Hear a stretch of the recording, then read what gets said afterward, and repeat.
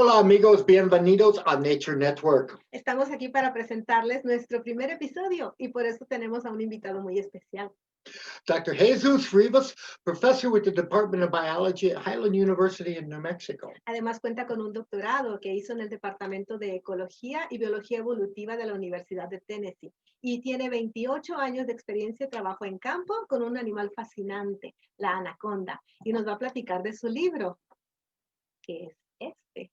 Así es que si quieres disfrutarlo, quédate con nosotros y no olvides suscribirte para que puedas también disfrutar los siguientes episodios.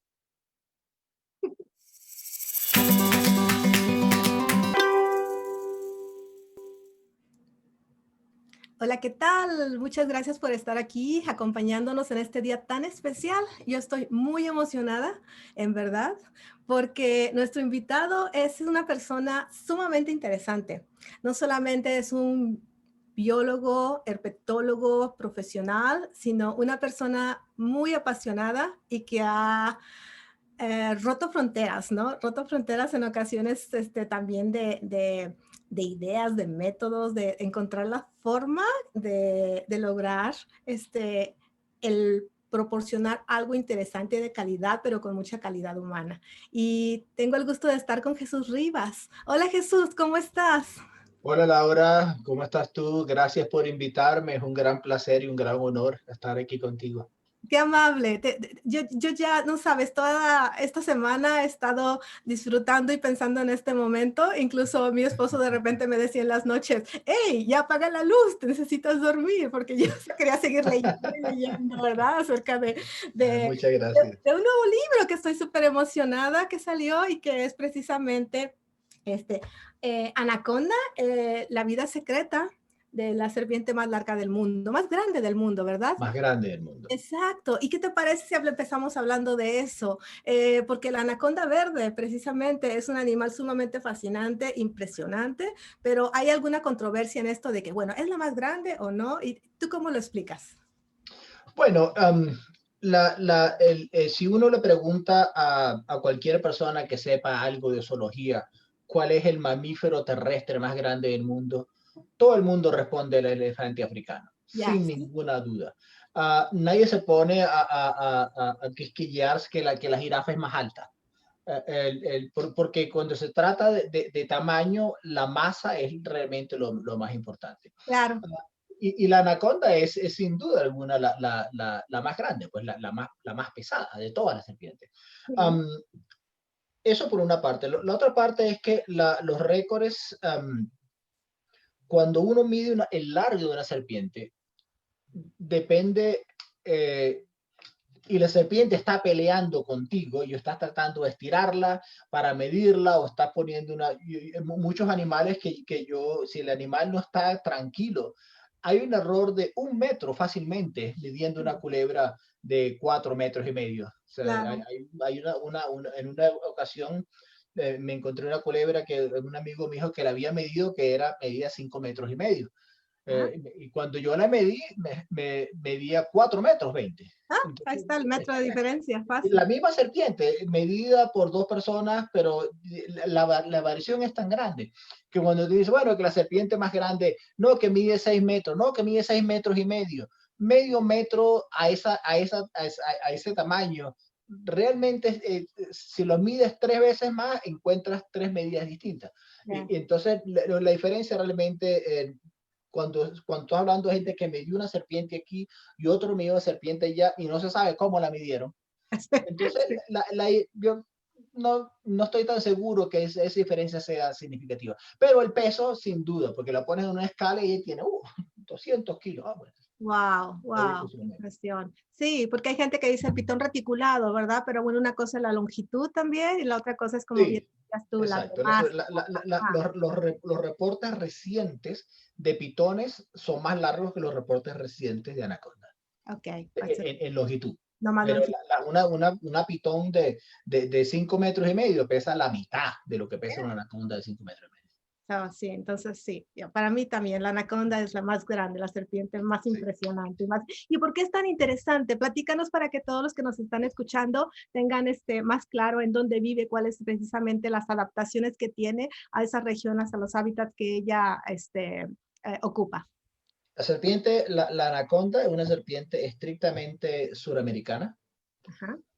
No se encuentra en Centroamérica, solamente en Sudamérica, no se encuentra en África, y una película por ahí, una de las anacondas esas era en África. Estrictamente suramericana, estrictamente tropical. Y normalmente de baja elevación. No se encuentra en montañas, por encima de 500, 800 metros, muy difícil de encontrarla, de elevación. Entonces, se encuentra entonces en toda la parte de Venezuela, Colombia, toda la parte al este de los Andes, exclusivamente al este de los Andes, no se encuentra al oeste de los Andes. Ah, ok. Um, y entonces toda la parte selvática y de llanos, entre Venezuela, Colombia, y la parte hacia Guayana, y entonces uno se va toda la Suramérica hasta la parte sur de Brasil Brasil. que Ajá. se encuentra. También se puede encontrar en Paraguay, hay reportes que llega hasta Paraguay.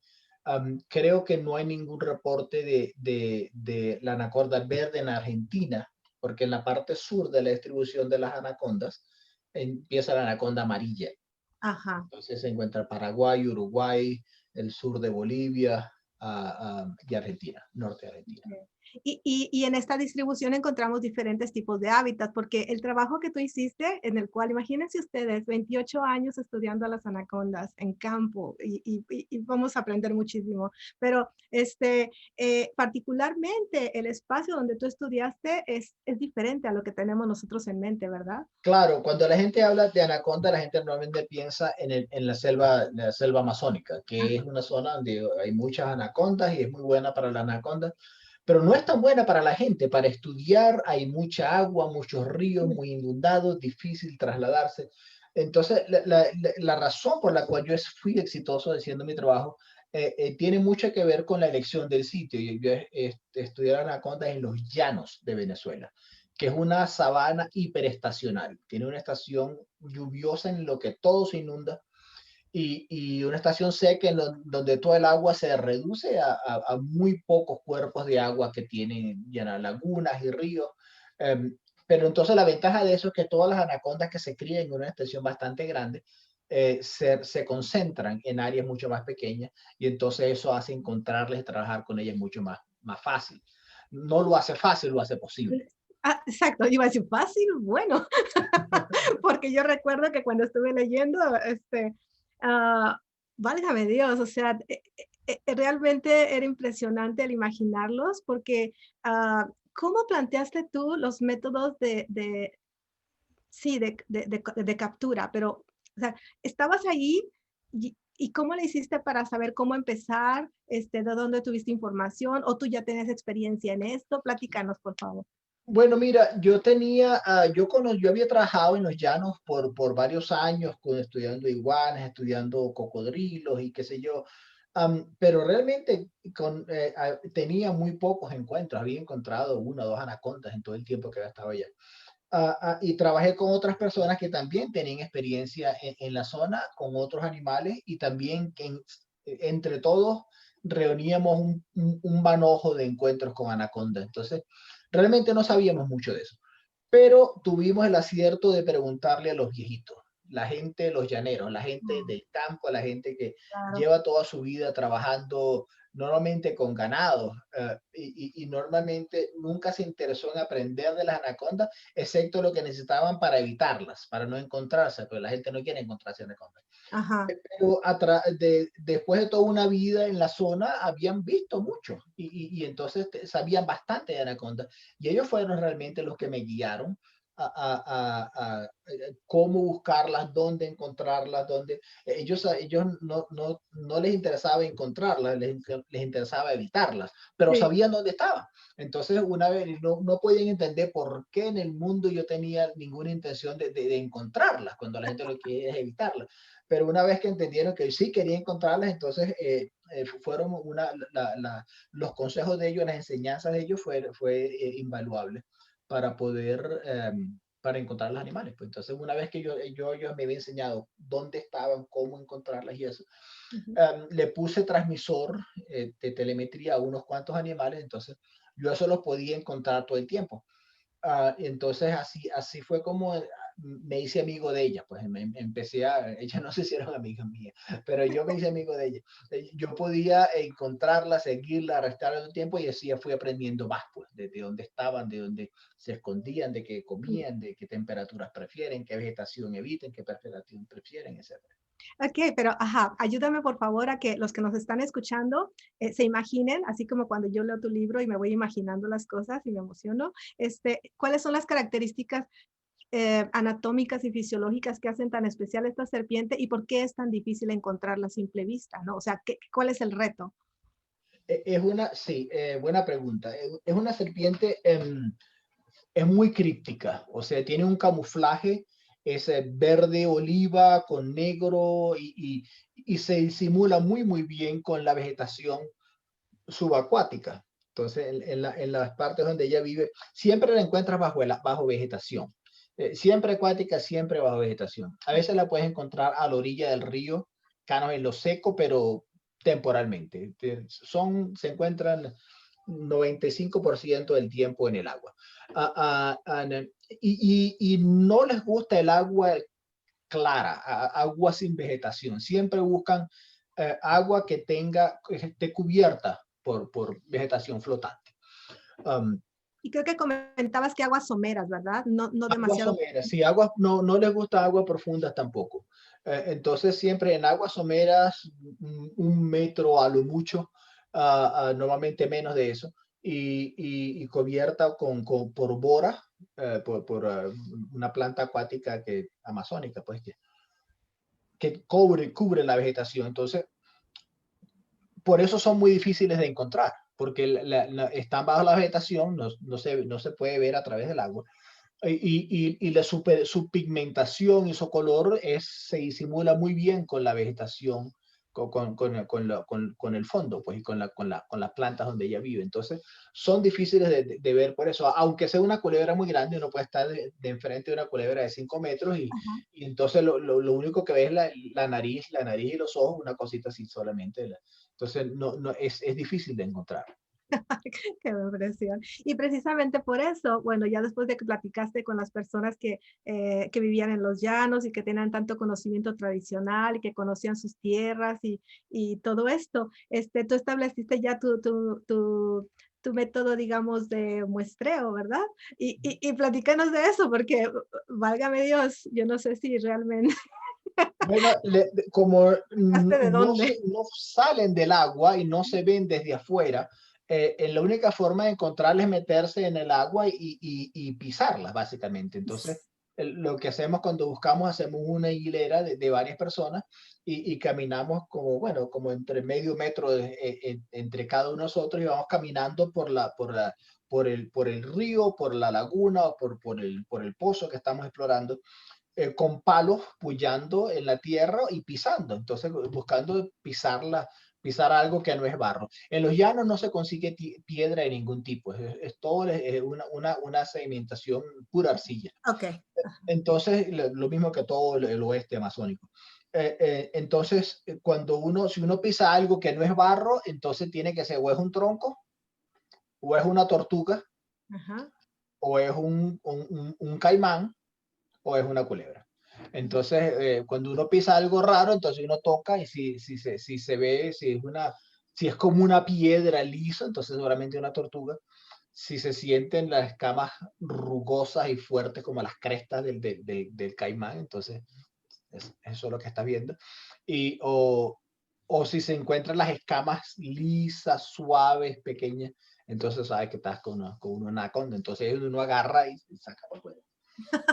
Pero a ver, espérate, porque, o sea, sí, iban así, como decías, caminando, ayudándose y sintiendo, ya sea con palos o con los mismos pies, pero, bueno, es un ambiente bastante húmedo, bastante caluroso, entonces todo esto ya me imagino, ¿no? Que implica, no sé, sanguijuelas o sea, toda una, Hay un reto, sanguijuelas. mosquitos, ¿qué más? Platícame.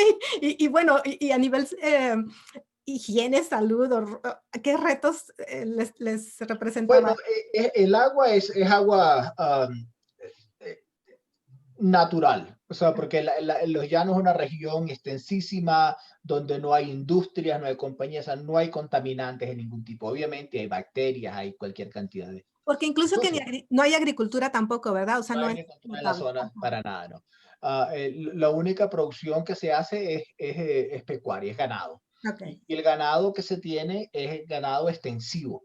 O sea, no los tienen en criaderos ni en... O sea, las vacas están por ahí rumiando como animales silvestres en realidad, toda su vida. Entonces, cada 2 veces al año las recogen, van con caballos, las juntan y las que estén listas para el matadero las llevan y las otras no, las sueltan otra vez. Entonces, el hábitat natural es muy natural, es prácticamente como ha estado desde la creación de los últimos 10.000 años. Sí, sí. Wow. Ajá. Entonces, no hay un peligro no hay un problema de contaminación o de vidrio o de Ajá. nada. Pero Perfecto. obviamente no es necesariamente limpio y hay sanguijuelas, escarabajitos acuáticos que dan una mordida dolorosísima. Am, hay caimanes. Los Ajá. caimanes sorprendentemente tienen muy buen talante cuando uno los pisa.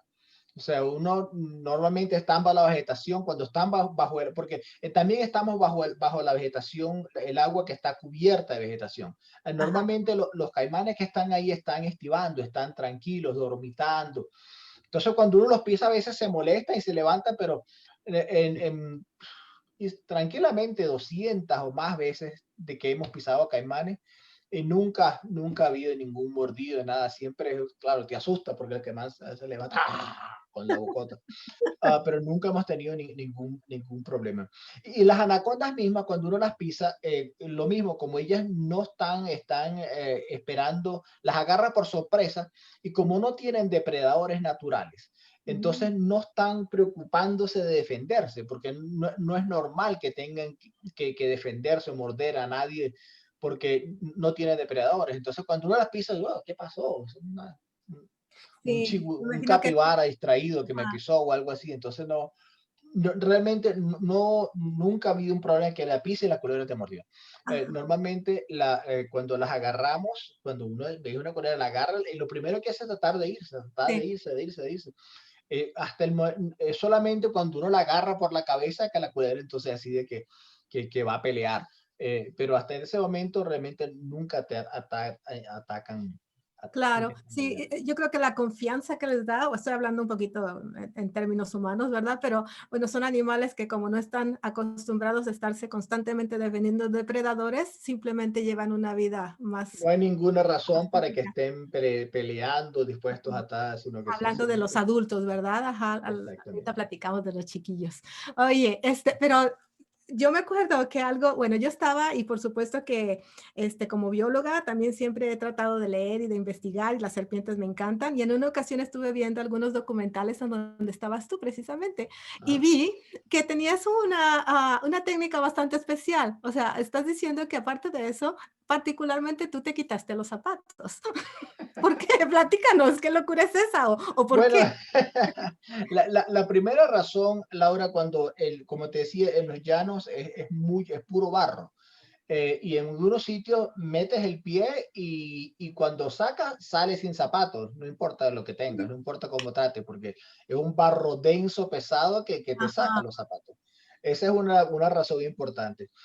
La otra es que cuando, como me pasaba tanto tiempo en el agua, bueno, llegó un momento que me salió un hongo, un sabañón terrible, me llegaba hasta el tobillo porque todo el oh, día con los pies mojados. sí, Entonces el dermatólogo me dijo, no, tú no te puedes mojar los pies en un mes. ah, Bueno, pero a menos que camine de mano, no sé cómo voy a hacer. Entonces decidí no usar zapatos porque entonces cuando salgo del agua inmediatamente se me seca, porque es estación seca y entonces hay arena y tierra, entonces saliendo del agua, caminando por la tierra, ajá. ahí se va la humedad, pues. Y eso fue con lo que me sirvió. Una vez sin zapatos era más fácil detectar, saber lo que estás pisando, porque eh, cuando uno pisa con el pie descalzo puede saber, bueno, eso es una tortuga, no, eso es un caimán, no, eso es una culebra. un poco más Claro. fácil de detectar. Qué barbaridad. Oye, hablando de ahorita cuando decías eso que las localizaban y después es el sujetarla, ¿no? Para poder tomar todos Ujú. los datos que necesitan ustedes. Entonces, también imagino que se fue haciendo cada vez más eficiente o identificaste algunas cosas que hicieron más fácil la sujeción de los animales. ¿Cómo fue eso? Sobre todo los grandes, porque ya me imagino. Sí, sí.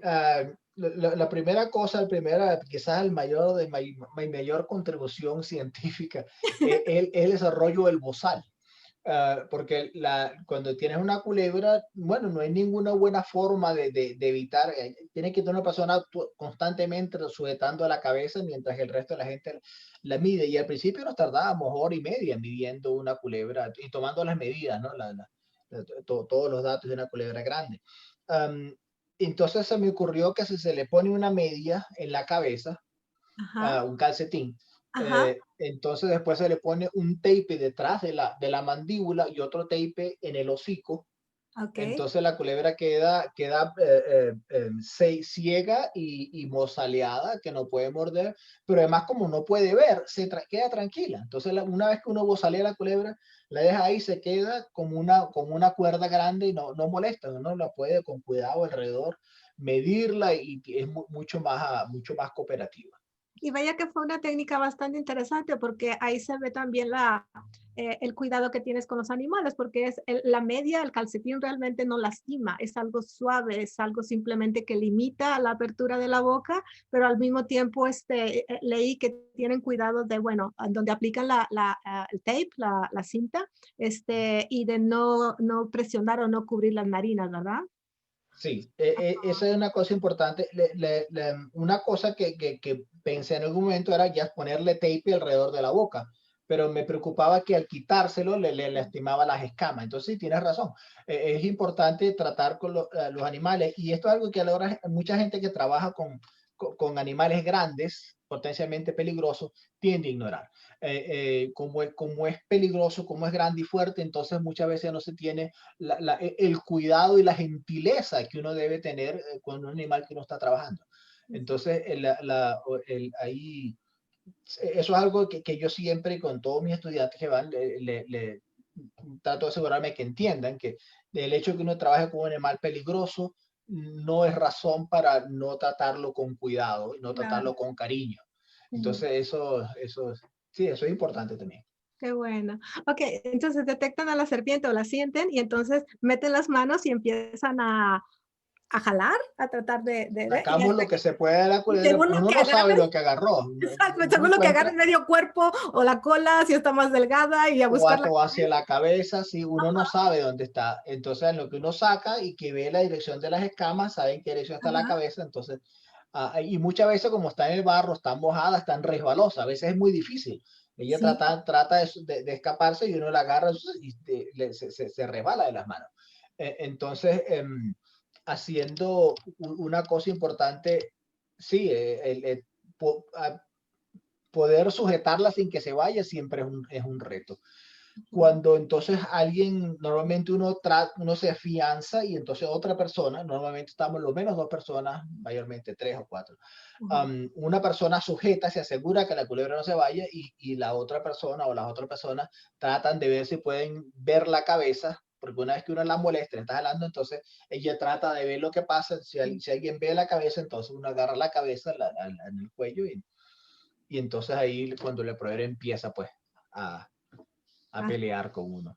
así La, es. la ventaja es que, aunque son muy fuertes, tienen mucha más fuerza que una persona, pero se cansan rápido. El metabolismo de las culebras es anaeróbico. Entonces, después de unos 15 minutos de pelea, están muy cansadas y ya no pueden ejercer toda la fuerza que tienen. Entonces, después de 15 minutos, yo estoy cansado, pero mi metabolismo aeróbico me permite todavía actuar y tener fuerza y moverme, mientras que la culebra está ya lista. Ajá, y ese es el momento, ajá, de que se puede acelerar todo por parte del equipo. Ahí Perfecto. es cuando uno la agarra, le mete el bozal y la pone, entonces sí, gracias a eso es que se puede trabajar con ella. Interesante. ¿Con cuántos animales empezaste? Porque empezaste el proyecto en 1992, me parece. Y ¿cuáles fueron, 92. a cuántos animales les pudieron poner este radiotransmisor? Platícanos. Tenemos 12 culebras que le pusimos radiotransmisores. Y el primer año capturamos unas 120 en total a lo largo del año. Llegando, empezamos en enero y ya para marzo habíamos puesto transmisores a las 12 estrellas de la película. Y entonces, mientras la seguíamos, veíamos cuánto se movían, qué hábitat usaban, la temperatura del agua, qué vegetación preferirían, toda esa información. Y mientras tanto íbamos también cazando cualquier otra culebra que nos encontrábamos, porque estábamos en el sitio donde están las culebras. Entonces, así fue como empezamos. Primero 12 culebras que marcamos con telemetría y en el mismo tiempo íbamos capturando lo que podíamos. Eso no les poníamos transmisores, las agarrábamos, las marcábamos con un corte de escama, las dejamos salir, las soltábamos nuevamente, pero ya si las recapturábamos, como teníamos marcadas, podíamos saber cuándo las capturamos, dónde las capturamos, cuánto medían, toda la información de ellas. Ajá. Y creo que además del marcaje que utilizaban, también complementabas el sistema con un dibujo, ¿verdad? El patrón que tenían de dibujo de la cola. Tomaban nota en la parte de la cloaca hacia la cola, tienen un patrón siempre de manchas amarillas y negras que es único de cada animal. Entonces y es como una huella digital, ¿no? Si uno toma la copia de impresión de ese patrón, entonces cuando después encontraba la culebra otra vez y la identificaba con la marca, pero en caso de que la marca no tuviera alguna duda porque las escamas crecieron, entonces podía confirmar con el dibujo de la cola. Sí, qué interesante. Ajá. ¿Y qué nos puedes decir, así como que en breve, un resumen de lo que encontraste en cuanto a locomoción? ¿Qué tanto o de su ámbito hogareño, sobre todo? Y si hay diferencias en el caso de los machos y las hembras a nivel de sus patrones de actividad. Sí, las hembras preñadas cuando están reproduciéndose casi no se mueven. Están en un solo sitio y se asolean mucho porque son ectotérmicas, no producen su propia temperatura. Entonces, para incubar las crías, son vivíparas, no ponen huevos.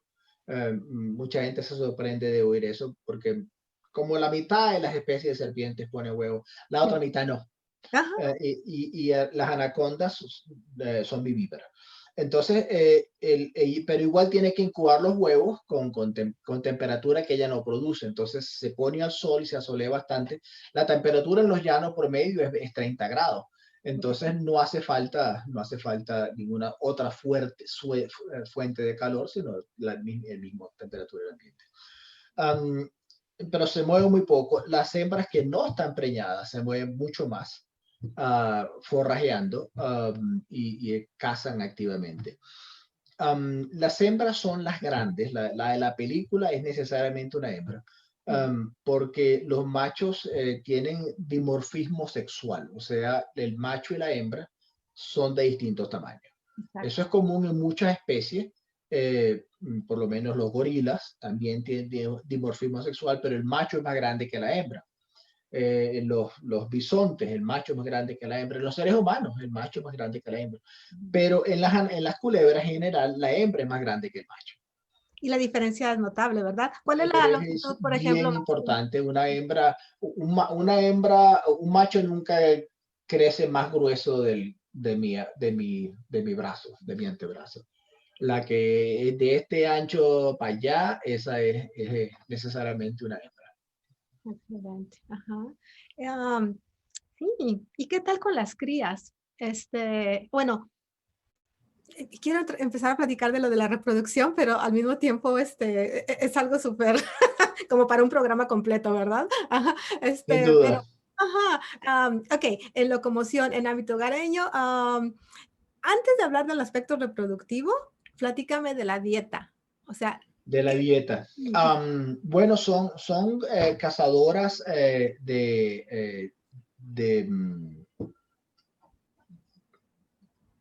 ¿cómo se dice ambush? Son cazadoras, cazan ¿De acecho? al acecho, exactamente, gracias. Ajá. Cazan al acecho, o sea, no persiguen a la presa se ponen en un rincón esperando que pase y cuando la presa pasa, ¡boom!, la atacan. El ataque es súper rápido para una culebra tan grande que en general tiene movimientos relativamente lentos. El ataque de depredador es súper, súper rápido. Una culebra, la mayor parte de las anacondas comen mayormente pájaros, aves. Aves, garzas, garzones, cualquier cantidad de aves acuáticas, patos, muchos patos. Los patos son muy comunes en la dieta. Y eso es prácticamente todo lo que los machos comen. Los machos comen casi exclusivamente aves. Y fíjate que es bien curioso, perdón que te interrumpa, pero es que al hablar de una serpiente de hábitos acuáticos o semiacuáticos, muchas personas hacen la relación de que puede alimentarse principalmente de peces, pero no es así con la No, anaconda, ¿verdad? para nada. No comen peces, pero para nada. Las presas acuáticas que comen tortugas, tortugas podognemis, tortugas acuáticas. Comen babas, comen caimanes pequeños, caimanes grandes también, dependiendo del tamaño.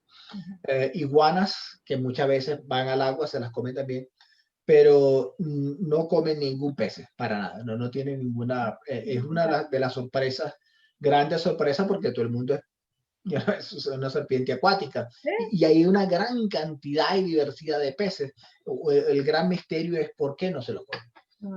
Y yo sospecho que es que no es fácil para ellos capturarla, porque la forma en que ellos atacan Ajá, no es muy hidrodinámica. O claro. sea, para lanzar la boca abierta en medio del agua es muy difícil, no es muy práctico. Serpientes que comen peces, otras especies de serpientes, nuevamente cazan la serpiente helado, los peces helados están aquí, entonces el pie, ese movimiento es mucho más hidrodinámico que este.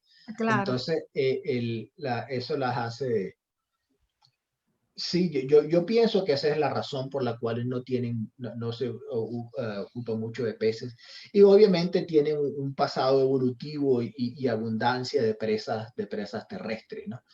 Ajá. Um, ¿Qué tal con los capibara, por ejemplo? Ajá, los animales pequeños, y con animales pequeños me refiero a hembras pequeñas y machos, comen mayormente peces, perdón, mayormente aves. Ajá, aves, ok. Después que la hembra alcance edad reproductiva, entonces cambia la dieta y todavía se come un pato que otro, pero mayormente la dieta de las hembras grandes se dirige a mamíferos y reptiles. Ok. Entonces comen mucho más tortugas, mucho más caimanes, comen capibaras y comen venado. Esa es prácticamente la dieta de las culebras grandes, se limita a eso. Hay el venado caramerudo, el venado cola blanca, la misma especie que hay en Estados Unidos, se encuentra en Venezuela. Es un poco más pequeño, pero de la misma especie. Y el capibara, entonces el capibara es lo llamamos chigüire en Venezuela. Es el roedor más grande del mundo, es como una rata de tamaño y un rottweiler. Sí. Entonces, esa es una dieta, una gran parte de la dieta de la anaconda es el capibara. Y el capturar este tipo de presas, por ejemplo, como las capibara o los caimanes, implican también un riesgo para la serpiente, ¿no? ¿O qué tal es esta, ajá, No, relación? sí, es un riesgo bien fuerte cuando la serpiente ataca una presa de ese tipo. El caimán ciertamente tiene muy buen armamento, y el capibara también será un roedor, pero imagínate una rata. Sí, Si alguna vez te ha mordido una rata que tiene sus sí. dienticos, pero escala eso al tamaño de un Rottweiler. Entonces los dientes son del tamaño de mis incisivos, Ajá. de mis dedos, y los incisivos, y son afiladísimos. Entonces cuando la anaconda ataca a cualquiera de esas presas, toma un riesgo fuerte y regularmente resulta herida. Porque además el capibara es gregario, es una especie que vive en grupos. Entonces la mamá, el papá, dos o tres hermanas mayores, un montón de chiquitos. Y cuando alguien está en problema, el macho y los otros elementos lo defienden a las crías. Cuando Wow. la anaconda agarra un capibara, la única boca de la anaconda está ocupada y está Ajá. enrollando a capibara, es Sí, completamente indefensa en el vulnerable. momento de atacar una presa. Entonces, en ese momento sufren un riesgo relativamente alto de sufrir heridas y de morir. Yo he encontrado animales, anacondas, que las mataron los capibaras, seguramente en un intento de depredación. Y Ajá. obviamente agarrar a un caimán hay que mantenerse fuera, lejos de esa boca, porque donde el caimán agarra, la presión de la mandíbula del caimán es poderosísima. Entonces, para la hembra, y eso nos habla de la importancia de la reproducción. Esta hembra pudiera vivir feliz comiendo garza y nunca tener ningún problema, pero la garza es una dieta muy magra, con poca grasa. Ajá. Entonces, y que no da la energía, no tiene la cantidad de energía necesaria para reproducirse. Oh, Entonces, cuando la hembra hace ese cambio de dieta de aves a mamíferos y reptiles, corre un riesgo mucho más grande de ser herida en la presa e incluso de morir, pero el beneficio es que entonces tiene una producción calórica y lipídica mucho más sustancial. eso es. ¿Y de qué longitud estamos hablando cuando nos referimos a una anaconda hembra en edad reproductiva? Más o menos Como 2,5 metros. 2,5 metros. Como dos Ajá. metros y medio, como de este grueso. Y en vida libre, hablando de vida libre, ¿cuánto se refiere, a cuánto equivale eso en años? ¿Tienes una idea? Tengo una idea. No, es difícil porque la forma de saberlo, ¿verdad? Es marcar una chiquita y verla cómo crece. Y no Ajá, he marcado muchas chiquitas, pero no he encontrado ninguna recaptura de ellas. ok. La forma de saber, pero sé más o menos a qué velocidad crecen en el campo. Yo calculo, y eso es una estimación, que una hembra tarda como unos 7, 8 años en llegar adulta, a esa edad de que Claro. empieza a reproducirse. Ajá, interesante. Ok, pues ya que estamos hablando de reproducción, o sea, ¿qué pasa? ¿Cómo es el cortejo? Porque es sumamente especial, o sea, hay una aglomeración de machos, ¿verdad? O sea, ¿qué Y sentiste y cómo fue para ti cuando te tocó encontrar la primera agregación reproductiva? todo un shock, eso está Ay, una historia contada en detalle en el libro.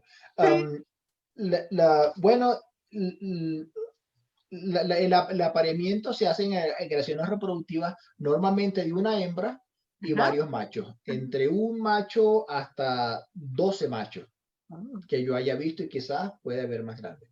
Am, Básicamente la hembra se echa en agua somera o fuera del agua mismo, y entonces el macho la encuentra y se enrolla alrededor de la cola de ella y empieza el cortejo. Entonces el cortejo lo hacen tienen, tienen como unos espolones al lado de la cloaca, ajá. um, que son restos del fémur, porque las serpientes, los ancestros de las serpientes tenían patas como un lagartijo prácticamente, Ajá. ¿no? Pero las anacondas, las serpientes basales, tienen restos de esa cintura pélvica y de esa pata, pero en lugar de patas traseras lo que tienen son unos espoloncitos. Y Y esos son, espolones los ajá. usan moviéndolo rapidito y como haciéndole cosquilla a la hembra, y esa es parte de cómo hace el cortejo. El macho se enrolla alrededor de la cloaca de la hembra y entonces con eso, entrepullando y cosquilleando, es parte del cortejo. Entonces normalmente está la hembra, está un macho, está 2 o 3 o 4 o 12 machos enrollados viendo a ver quién empuja al otro de la posición donde está la cloaca. Uh, um, en algún momento la hembra considera que es el macho que realmente le da nota o que la hace enamorar, le tumba la empalizada, como decimos en Venezuela, y, y entonces permite penetración de ese macho en particular. Um, entonces, el cortejo dura 4 semanas hasta 6 semanas que yo haya visto. Entonces, está esa hembra ahí y hay otros 4, 5, 8 machos promedio, 4, um, cortejándola por todo ese tiempo. Como no tiene que comer muy frecuentemente, una culebra puede pasar varias semanas sin comer. Y, Ajá. y una anaconda grande puede pasar meses sin comer. Sí. Entonces, durante ese tiempo, todo lo que hacen es cortejar. y uno puede observar esa agregación y uno va día tras día, la encuentra, está ahí, no ha pasado nada relativamente. Durante ese tiempo, la hembra se aparea seguramente con varios machos. Es un ejemplo de poliandría. Sí. Hasta hace poco se pensaba que el apareamiento de las culebras era poligínico, o sea, un macho con varias hembras, como pasa en otras especies. Pero lo que mi estudio encuentra es que no es así, que las anacondas es un ejemplo de poliandría. Ok. Y de hecho la poliandría es mucho más común de lo que se pensaba entre serpientes, es relativamente común. Entonces así pasa el apareamiento en algún momento hasta que la hembra termina su periodo de receptividad, que dura como eso, como 2 meses, un mes, mes y medio, hasta 2 meses. Después de eso, entonces la hembra se va hacia aguas someras y se dedica a solearse intensamente durante toda su preñez Ajá. hasta que tiene las crías como 7 meses después. Ok. Ajá. ¿Y en promedio cuántas crías tiene cada hembra? Imagino que Depende depende. del tamaño de la hembra. Las Ajá. hembras pequeñas tienen menos, las más grandes tienen más. O sea, una hembra primeriza de 2,5 metros va a tener entre 8 y 10 crías. Una hembra grande de 4,5 metros, 5 metros, tiene entre 70 y 80 crías o más. Ujú. Y hace rato platicábamos de que, bueno, los adultos realmente, sobre todo las hembras, no tienen depredadores, pero ¿qué tal las crías? Las crías son como una galleta Oreo, quien las agarra se las come. Entonces, no, porque no son rápidas para escaparse, no tienen veneno, todavía no tienen fuerza. Entonces, la única esperanza de que no se las coma es que no las vean. Entonces, Sí, tienen la cripsis, tienen su camuflaje que les permite pasar desapercibida y eso es todo. Porque en lo que el depredador la ve, no son muy fáciles de capturar y de comerse. Entonces sí, tienen mucha depredación. Las hembras tienen las así. crías tienen mucha depredación. Ajá. Oye, Jesús, ¿y cuántos animales has colectado? O sea, ¿con cuántos animales has trabajado y tomado datos? Porque sé que, bueno, si contamos las capturas y recapturas, pero platícame, porque es increíble. O sea, es realmente. Yo he marcado unos 1,000 y tantos individuos ¡Sas! independientes. Wow, 1,100 tanto. wow, wow. ¿Y has trabajado no solamente en Venezuela, sino también has hecho algunos estudios en Brasil? ¿O cómo te has hecho alguna He comparación? trabajado y tenido la oportunidad de trabajar un poco en Ecuador, en Bolivia, en Brasil, en Perú, Excelente. todos esos sitios.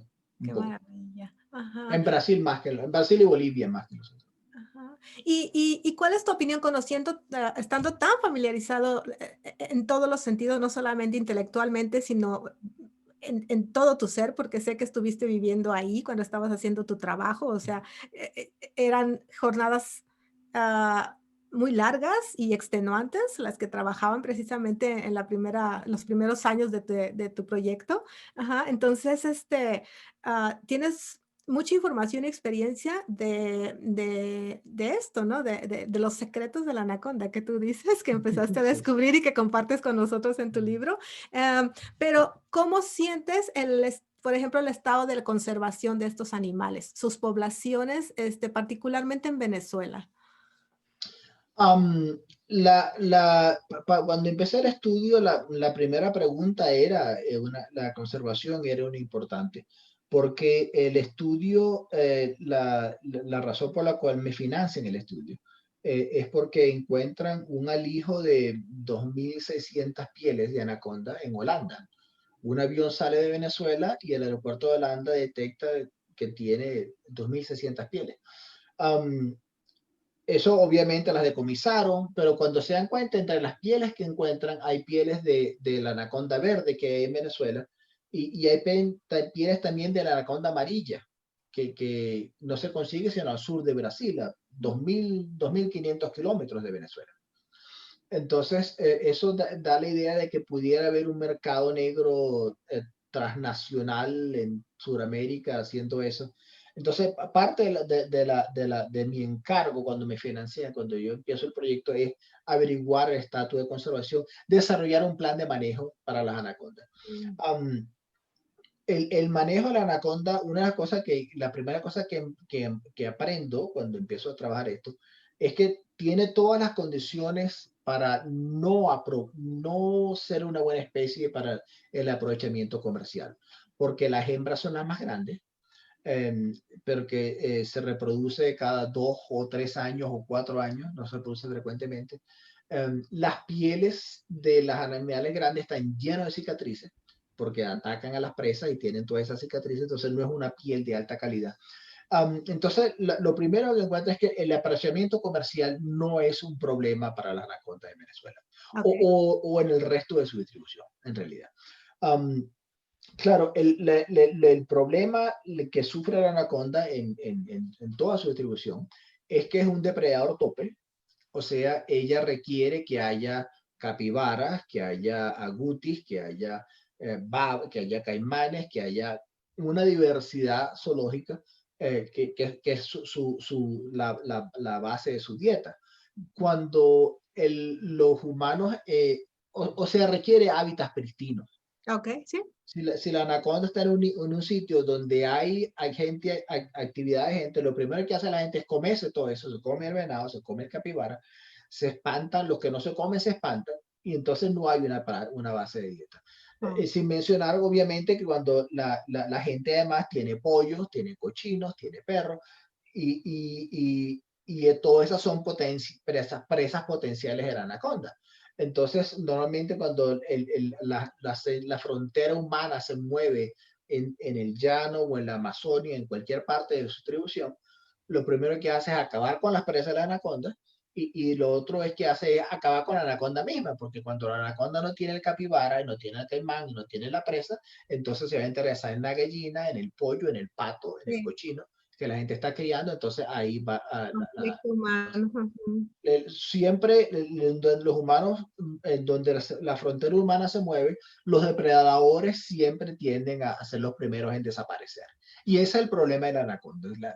Claro, hasta ahora, tocando madera, la Amazonia y la Orinoquia, donde viven las anacondas, es una extensión bien grande con muy poca densidad humana. Y por eso entonces no hay un gran peligro en lo que al número. Cuando, bueno, la anaconda está en peligro, bueno, sí. ¿Cuántas quedan? Bueno, quedan muchísimas. Pero el área donde la anaconda vive y las condiciones que la anaconda necesita para poder vivir están disminuyendo todos los días. Así es. Entonces, la anaconda tiene sufre el mismo riesgo que sufren todas las áreas donde la anaconda vive, pues. Así es, ajá, qué interesante. Y hablando de eso, y ya casi para cerrar, porque yo quisiera seguir platicando y platicando contigo, pero también sabemos que el tiempo a veces es limitante. Claro, Entonces, am, ¿qué te dejó a ti todos estos años? Sigues trabajando en esto y por supuesto que todavía. imagino que seguirás, ¿verdad? Mientras me pueda levantar de la cama, sigo trabajando en Así eso. es. Pero platícame hasta ahorita, ¿has tenido alguna conexión especial con los animales, con el sitio, platícame, ¿cómo fue? No nada más a nivel intelectual, sino qué significa para ti todo eso. Ay, no, sin duda, sin duda. Cuando el llano es un sitio muy especial para mí. Es el sitio donde me hice biólogo y la sabana, cuando uno está en la extensión inmensa de la sabana, es un sentimiento que lo hace uno humilde, ¿no? Porque uno ve la grandeza del hábitat, la grandeza de la naturaleza y uno se da cuenta cuán pequeñito es uno.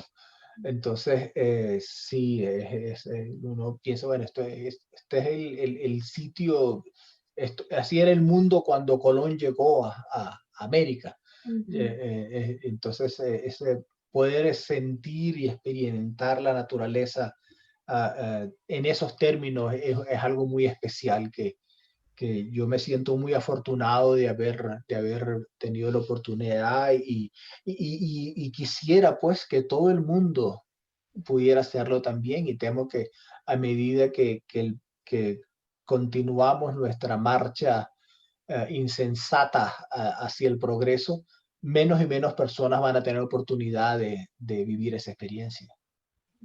Pero tú has sido muy, muy afortunado. Y más Sí. afortunados nosotros también porque gracias a tu pasión, a tu dedicación, a que se te ocurrió quitarte los zapatos y ponerte en los zapatos de la serpiente, como dices tú, empezar a estudiar a esos animales desde lo más puro, lo que podías, o sea, desde saber, bueno, realmente tratar de pensar y vivir como una anaconda para entenderlas mejor. Entonces, gracias por haber hecho eso. Y bueno, todavía hay más y más y más secretos que Y esperamos hay que muchas oportunidades y hay un gran despertar de la población humana en respecto a lo que tenemos que hacer. Y yo me mantengo optimista, pues que no voy a ser, que va a haber, vamos a poder mantener esto para las futuras generaciones. Qué maravilla, Jesús. Muchas gracias. Yo también soy de esas optimistas Gracias a ti, Laurita. activas, entonces, inspiradas por personas como tú. Entonces,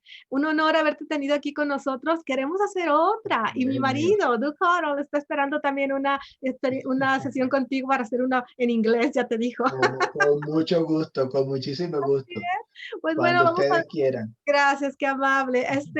Nos despedimos entonces aquí. Les agradecemos mucho que hayan estado con nosotros y vamos a dejar una serie de links y una serie de recomendaciones a donde pueden ustedes conocer todavía más el trabajo que ha hecho Jesús Rivas, el doctor Jesús Rivas y sus colaboradores. Muchas gracias, Gracias. Jesús. Hasta la próxima. Hasta luego.